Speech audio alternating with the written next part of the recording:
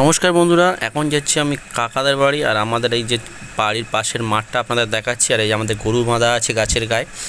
আর এখানে খড়কাঁড়ি করা, এখানে কুমড়ো চাষ করবো বলে রাখা আছে, খড়টাকে পচানো হচ্ছে। আর এই পাশ থেকেই যাচ্ছি কাকাদের বাড়ি। আর ওদিকে ভাই আর ভাই বউ আসছে, ওরা দুজন ওই যে যাই হোক তখন কাকাদের ঢুকে যাচ্ছে। একটু দরকার আছে বলে গিয়েছিলাম, দেখ এসেই দেখছি কাকা আর মামা, বাঁ সাইডে মামা, সামনে কাকা। যে ফ্যান ঘোরাতে যাচ্ছিলো কাকা, যায় মানে ফ্যানের হাওয়াটা আমার দিকে দেবে বলে আমি না থাক, যেহেতু নুনো ঘুমাচ্ছে নুনোর দিকেই থাক। এবারে যাওয়ার পরে এদিকে দেখি গামলায় মুরগি, এদিকে আদা রসুন সব ছাড়ানো চলছে, মানে মাংস হবে। আমি তখন গিয়ে পুচুর কাছে গেলাম, পুচুর কাছে গিয়ে একটু উলি বাবালি করে একটু সঙ্গে মজা করে নিলাম। ও দেখছে যেই বলছে আমি ভিডিও করছি, আমি তাকা একটু দেখলো। যাই হোক মোটামুটি এদিকে দেখছি ভাই দাঁড়িয়ে আছে, এদিকে বৌমা এসেছে, বৌমা ভিডিও করছি বলে মুখ হাতে দিয়ে রেখে দিয়েছে, মুখ চাপা দিচ্ছে। ভাই বৌমা চলে গেল, ভাই দাঁড়িয়ে আছে, কাকি হাসছে। তো যাই হোক এদিকে গাছের জাম পাড়া আছে, জাম সবাই খাচ্ছিল। আর এদিকে দেখছি লিচু এনেছে ভাই, আমাদের এখানে লিচু কিন্তু 100 টাকা কিলো গোসাবার দিকে। আপাতত এই মুহূর্তে দামটা আগে বেশি ছিল, এখন কমে গেছে। আর আমি তারপরেই যাব ভাত দিতে দাদার, যাব গোসাবার দিকে।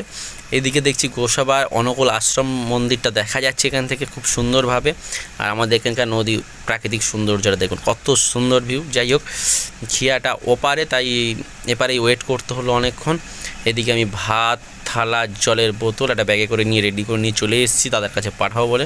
আর আমাদের এই যে নদী মাঠ দিকে যাতে না ভেঙে যায়, এদিকে চারদিকে সাপোর্ট দেওয়া হয়েছে।